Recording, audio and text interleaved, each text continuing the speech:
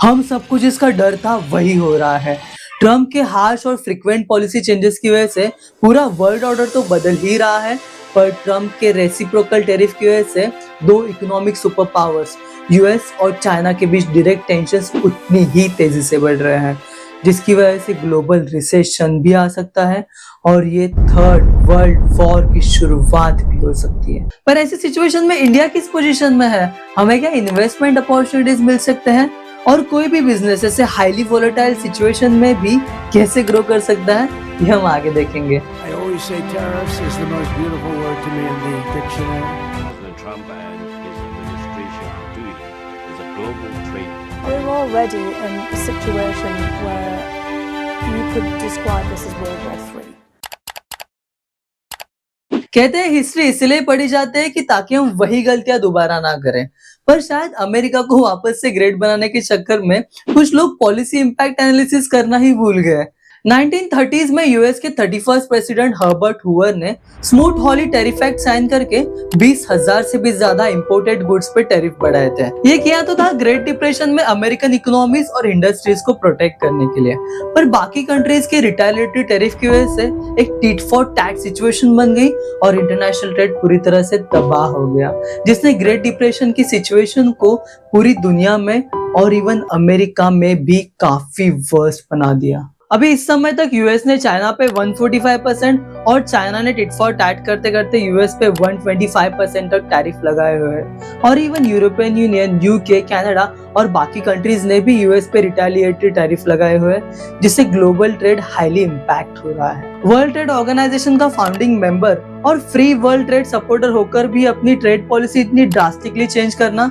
और even Oval office में अपने अलायंस यूक्रेनियन प्रेसिडेंट जेलेंस्की के साथ सो कॉल्ड पीस डिस्कशंस करने के बाद पूरी दुनिया में यूएस के अगेंस्ट एक नो ट्रस्ट एनवायरनमेंट बन रहा है। और मानो या ना मानो, चाइना के एक्शन से लग रहा है वो इसी दिन का वेट कर रहे थे, और वो भी पूरी तैयारी के साथ।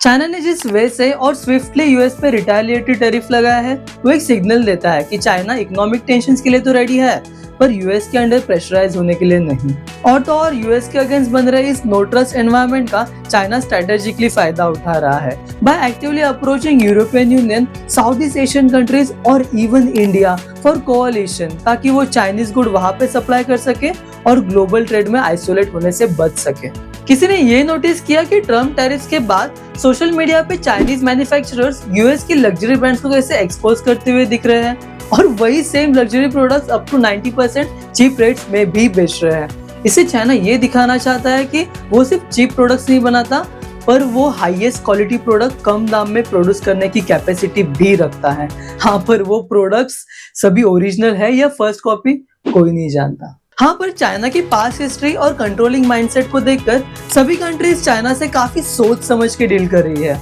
और क्लोज अलायंस तो अवॉइड ही कर रही है, ताकि वो यूएस और चाइना के बीच चल रहे ट्रेड वॉर में डायरेक्टली ना फंसे। तो इससे ये तो क्लियर है कि ये situation definitely multi country full scale military conflict में तो तब्दील नहीं होगी, तो हम अभी के लिए तो वर्ल्ड वॉर 3 से सेफ हैं। पर इन हाई टैरिफ्स और ग्लोबल ट्रेड इंस्टेबिलिटी की वजह से इंपोर्ट्स पे टैक्स बढ़ेंगे, जिसका डायरेक्ट इम्पैक्ट बिजनेसेस और एंड यूजर्स पे आ सकता है, जो सप्लाई चेन को डिस्टर्ब और ट्रेड वॉल्यूम को कम भी कर सकता है, जिससे ग्लोबल इकोनॉमिक स्लोडाउन होके पूरी दुनिया में ग्लोबल रिसेशन आ सकता है।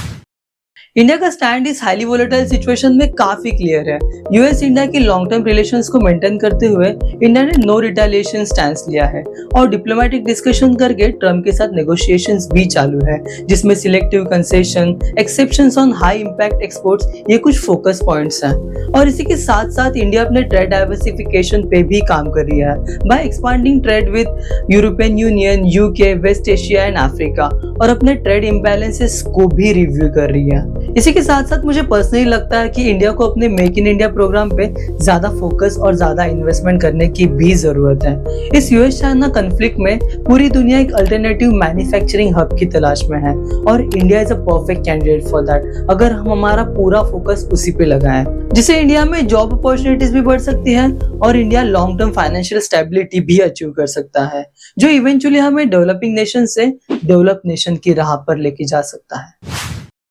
जैसे अभी हम सबको पता है कि फॉरेन इन्वेस्टमेंट की एग्जिट्स की वजह से इंडियन स्टॉक मार्केट कुछ टाइम से काफी ज्यादा नेगेटिवली इम्पैक्ट हो रहा था, पर इस ट्रेड वॉर की सिचुएशन में देयर इज अ पॉसिबिलिटी कि हाई टैरिफेड कंट्रीज से यही फॉरेन इन्वेस्टमेंट रीबैलेंस होके वापस से इंडिया आ सकती है, क्योंकि इन हाई टैरिफ्स को अवॉइड करने के लिए यूएस बिजनेसेस अपनी मैन्युफैक्चरिंग यूनिट चाइना से इंडिया शिफ्ट करना चाहते हैं, जिससे इंडिया को ऑलमोस्ट सभी यूएस एक्सपोर्ट सेक्टर में एक प्राइस कंपेटिटिव एडवांटेज मिल सकता है, जिनमें textile, pharmaceutical, electronic, auto component, agro, IT sectors, इनमें हाई ग्रोथ पोटेंशियल देखने को मिल सकते हैं। तो इन्वेस्ट वाइजली।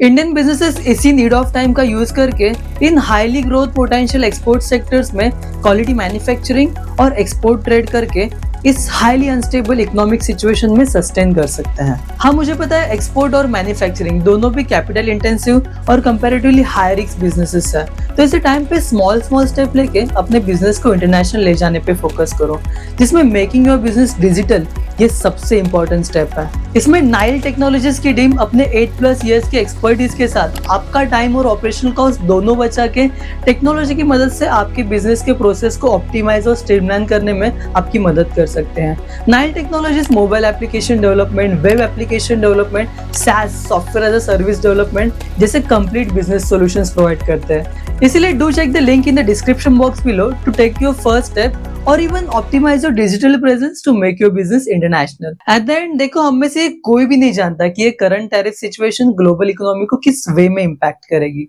पर हमेशा it's better to be proactive than handling everything with chaos. इस वीडियो में हमने देखा कि हम फ्यूचर में पॉसिबली आने वाले ग्लोबल रिसेशन को कैसे प्रोएक्टिवली हैंडल कर सकते हैं, पर एआई आर्टिफिशियल इंटेलिजेंस एक ऐसी रियलिटी है जो आ चुकी है। इस एआई एरा में हम अपने बिजनेस और इन्वेस्टमेंट को कैसे ग्रो कर सकते हैं, ये जानने के लिए ये वाला वीडियो जरूर देखना, और हाँ, सब्सक्राइब नहीं तो आप ऐसे प्रैक्टिकल सॉल्यूशंस को वापस से मिस कर दोगे।